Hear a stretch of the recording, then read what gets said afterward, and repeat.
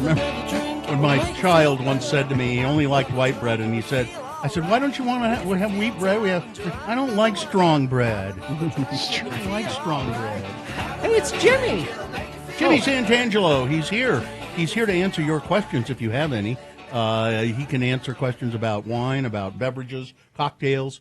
He can talk about restaurants, give you recommendations. He was telling us where to go to Violet Eatery. That was his recommendation. That's today. right. Yeah. And but he can make other recommendations as well. Certainly. He can tell you what fork to use with what, how you do that. Start widest and work your way in. Do you know all of that stuff? I mean, you could set a table. Etiquette. Oh, like gosh. that. Like there's no tomorrow. You could Fold set a napkins. table with all those. Do I have my napkin folds down? Yeah, I got at least 3 of them. Three different ways to fold a napkin. There was, and I grew up in a redneck high school, but there was a club, and they did competitive table setting. Really? No kidding. Yeah, That's cool. and that's where I learned all that. Very because nice. I knew somebody who was in that club. Yeah. and told me about it. Buddy of mine, Tony Hoffman, growing up back east in western New York, he had to go to etiquette class on Saturday mornings. His father was very strict. He was a dentist. And so the reason I say this is because we would play Dungeons and Dragons then Saturday afternoon into the evening, order pizza. So Tony would tell us all about his etiquette class, and it was really interesting. So in a way, I never had to go directly. I was always trained in the hospitality industry, but as an impressionable middle schooler, it was kind of All right, cool. Jimmy, what is the most polite way to eat soup? So the proper technique of eating soup, it's all about the paddle. You're never supposed to fill the whole paddle up. It only goes about halfway up. So when you bring your spoon in, you never plunk your spoon. You never coat the entire spoon. And you need it's not a teaspoon.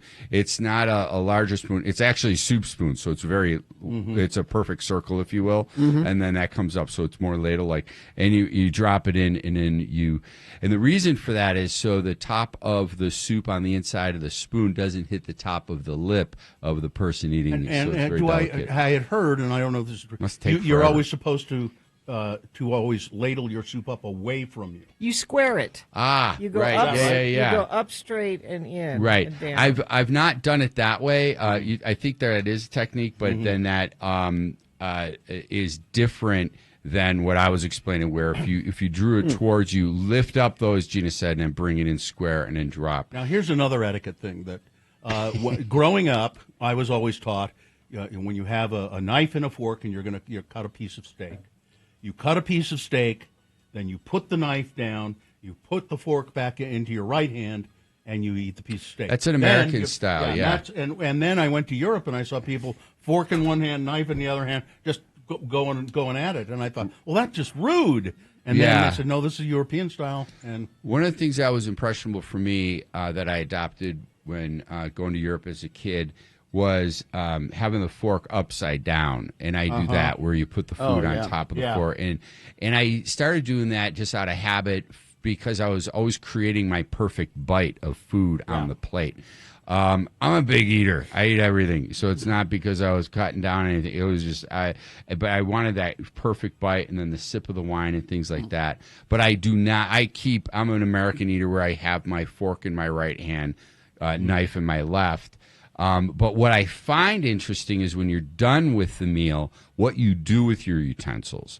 And when an indicator of when you're finished is you set both your utensils on the plate and you line them together so they're parallel with one another, and you drop it on the edge of the plate, and then you're done. You don't have to cross them. That's an indicator, well, the person might still be eating. So these are all like nonverbal cues to the service staff. I see. let me ask this one then. Is it a matter of etiquette or just preference? There are those who, like you, like to mix everything kind of together on the plate. I don't mix it all together. At some point I hear... But, there are people who they'll eat one thing and then they'll eat the next thing. Right. And then, I keep my plate... I keep my plate alone. I don't mix it all together. But what I do is I incorporate items to create that perfect bite, and that's fine. and then eat that. That's what I do. And that's perfectly fine. I believe so. Etiquette. Yeah, I have someone who does that, who kind of just mixes it around. They don't know where they're going. I mean, hell, I even move my plate around a little bit if it's not been, but it's all because of the discipline and hospitality, because I'm on the other side serving it, so we're supposed to clock it in, click that plate into preference. The protein needs to be on the right side, on the correct side, and front facing the guest. Oh, really? That whole thing, yeah. I've got a couple of text questions All right, here. what do we got? Jimmy, help. What do I do with Drambuie? Add some scotch to it. So Drambuie quickly is a scotch liqueur created for the English because scotch in their afternoon tea was too strong. So the Scots said, let's sweeten it up for these Brits, or the English. And when they did it, the Scots said, why do they like it so much? So they tasted the Drambuie, the sweetened scotch. They're like, this is good, but you know what it needs? More scotch. So the rusty nail came about, and that's what you do with your Drambuie. You add 1-to-1 ratio. Shake that. I know it's supposed to be stirred because it's alcohol. Shake that and strain it over a rock, an ice cube, and you'll be good to go on any Sunday afternoon. Okay. Let's see. Are you aware of the meadery that just opened? No. They're coming them, about, though, aren't they? Yeah, we had them call in. What was it, on Wednesday or something? Yeah, Cool. on Hello Yeah What? I was hoping that they would call in today to talk to you nice. about it. Mead, yeah. Yeah, It's in Tooele, or Tooele County, anyway. Well, I thought it was up north. Yeah. No, it's out in Tooele. I'm Call sure. us back. Well, see, yeah. meadery Cool. people, We'll you check need it to- out. You need to call us. Let's What are feature you. some other suggestions for someone who likes to drink daiquiris and screwdrivers? So they like them sweet. Get a life. No. They like them sweet. The off dry cocktails are great. What I suggest is not using the pre-packaged sweeteners to get your flavoring. Just make your own simple syrup, that kind of a thing. You can control how much, the type of sugar that you're getting in there. And you can make it and leave it in your fridge. That's right, yeah. And especially with the fruit. It's so funny at home. We laugh. We're like, we're seasonal drinkers because it's like we're muddling what was the fresh berries in the store. You know what I mean? Like I've never had a red raspberry this or that before with my gin and things of that nature. So I recommend, screwdrivers, definitely buy fresh orange juice. I like one with my cocktails, the no pulp, that kind of a thing. I love at Trader Joe's the pineapple juice, the unfiltered pineapple juices are really good. We featured them before. So I guess what I'm saying is keep on that path of off-dry, medium sweet types of cocktails, but just use fresh ingredients. And I think you're along the right path. Let's see. True story. My senior year, I moved to Payson High School and took a class from Mrs. Heaps, which was table setting. It's the Future Homemakers of America. Oh. was the group that did the Yeah. table setting contests. Also, the show is so political. Yes, we're sorry. We're sorry. What is mead, Jimmy?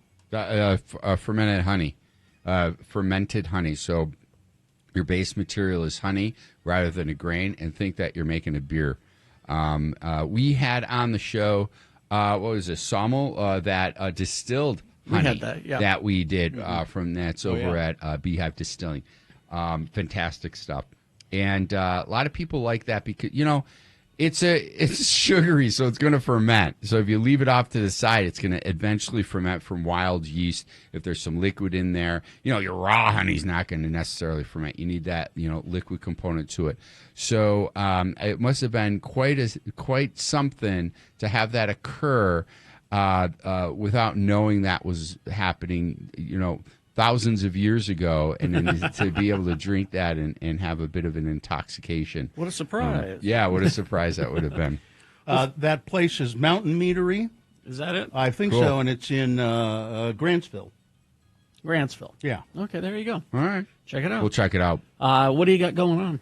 So, this is the time of year, man, they are ordering them up, registering up in-home wine events. Yes. You We've can all pick- had them. Yep. You can pick from different themes, whether it's the Tour of Italy, Splash of Spain, California Coastline. We even do spirits.